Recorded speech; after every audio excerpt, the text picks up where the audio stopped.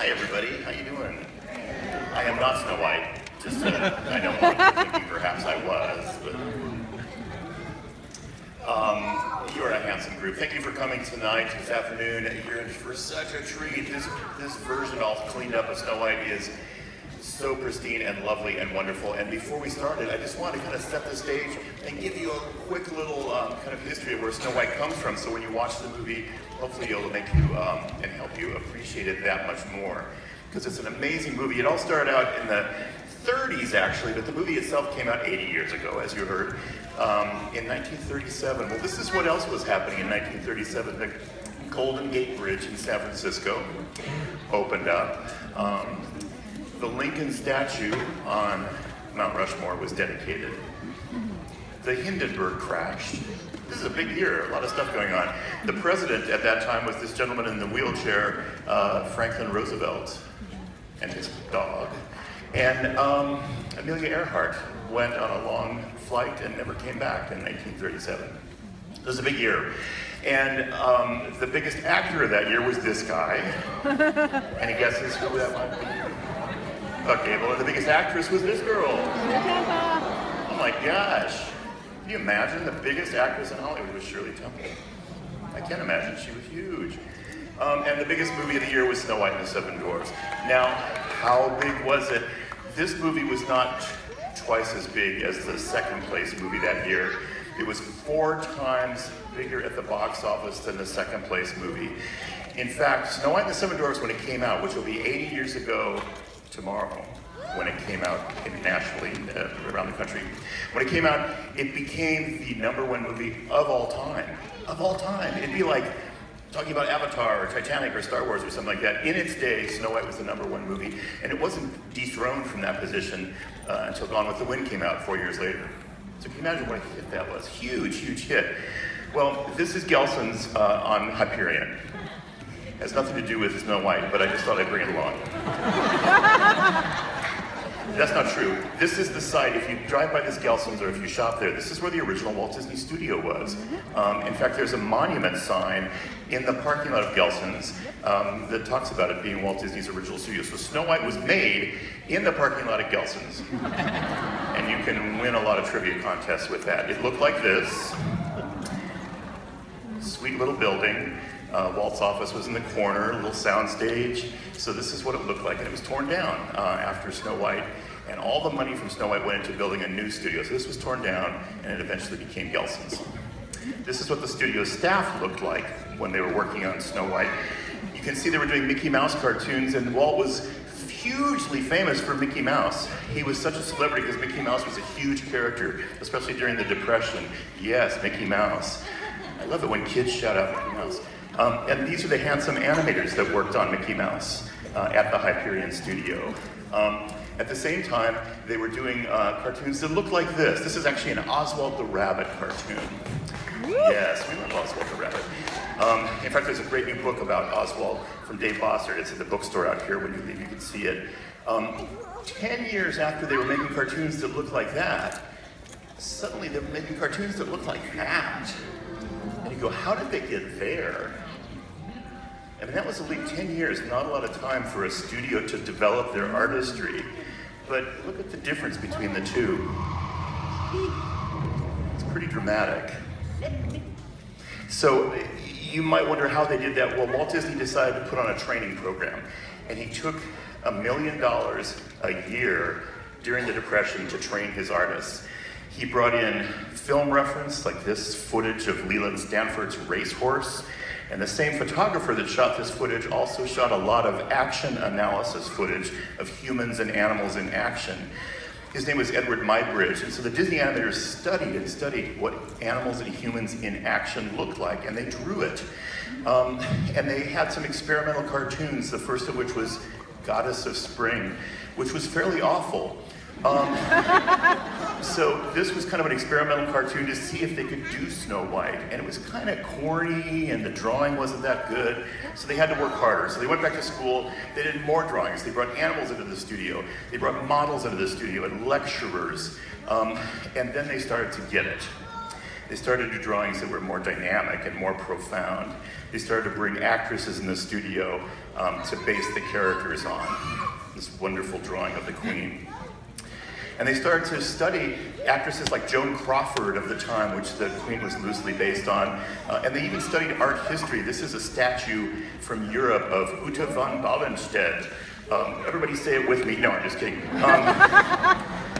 Who was one of the most beautiful women of the medieval time. And she was like the foundation of the design of the Queen in Snow White. So they were looking at references all over the place and trying to find out who that was. For Snow White herself, they brought in Marge Belcher, who became the dancer Marge champion, Marge and Gower champion, you may remember, some of you. And she was the model for Snow White. And they actually filmed it. They filmed Snow White dancing so that they could study the movement, not only of her, but of the people she was dancing with, and also of the fabric and the dress and how she would move around. And it may look very silly to us, because it is, but it's a great way to study animation. And the human animation in particular had to look exactly right. So this is Marge Belcher dancing with Frank Churchill, who was the composer of the movie, being very silly, but you'll recognize it when you see this sequence, this dance sequence, come up in context of the movie. Eventually they ended up with drawings like this. So after all that study and all that work, they started to look at drawings that look like the movie you're about to see.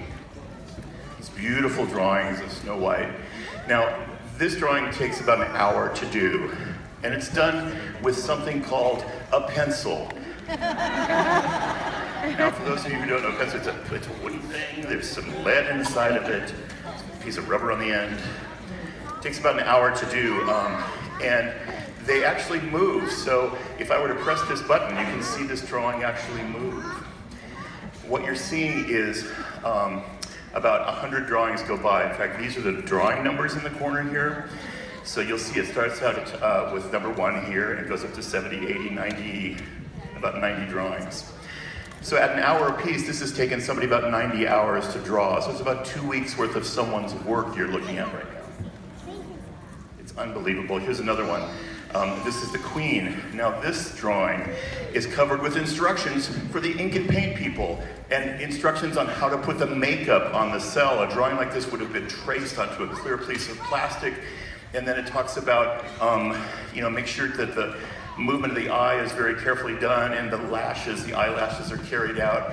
And so these are instructions for the tracing people, but even a drawing this complicated actually moves. Look.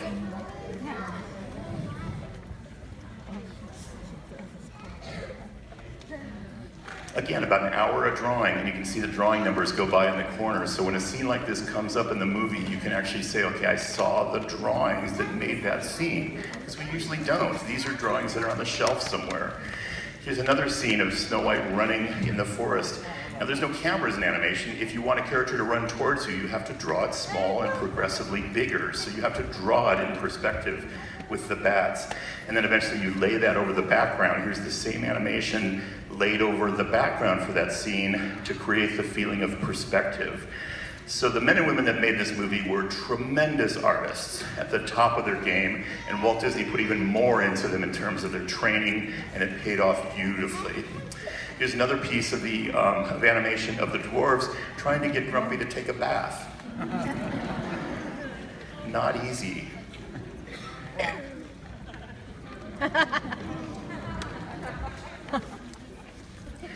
And finally, a favorite of mine. Can you make apple dumpling? Apple dumpling.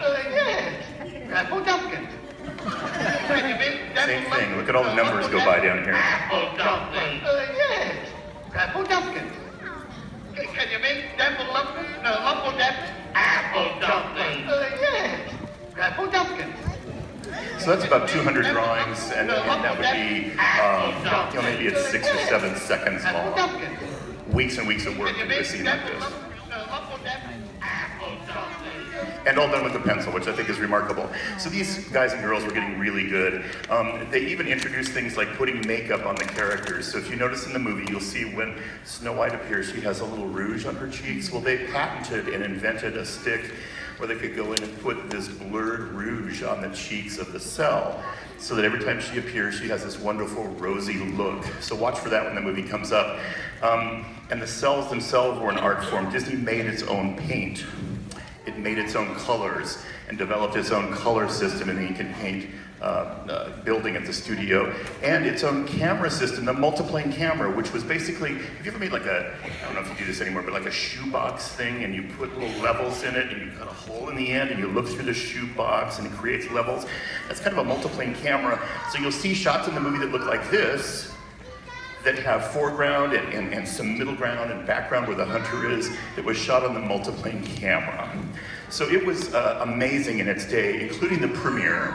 This is the beautiful Carthay Circle Theater in Hollywood. Walt Disney appeared on the cover of Time magazine, along with a story about the movie, and they had a full orchestra playing at the premiere. They actually put the entire house of Snow White on the street in front of the theater, and some very disturbing characters. This is Mickey, Minnie, and Donald back when the costumes weren't quite as refined as they are now. And the Dwarfs, and of course the biggest actress in the world arriving at the premiere, once again, Shirley Temple.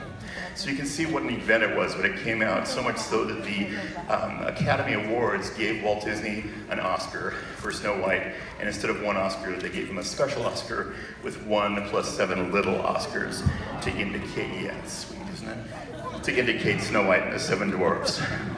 The money for Snow White and the 7 Dwarfs went into building a new studio in Burbank, California that's still there. So Mickey and Walt and the whole studio moved to Burbank and built a studio that looks like this today.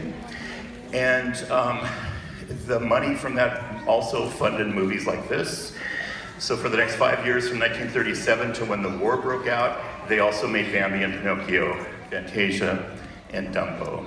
So what a success, not only the movie, but the years after it. They got a new studio, and it was the #1 movie of its time, and that's what you're gonna see right now. So hopefully that sets you up and gives you a little context. You can say you saw how the pencil drawings work, and what a miracle of modern animation this movie is. So sit back with your popcorn, take a deep cleansing breath, and enjoy Snow White and the 7 Dwarfs. Here we go, happy 80th birthday.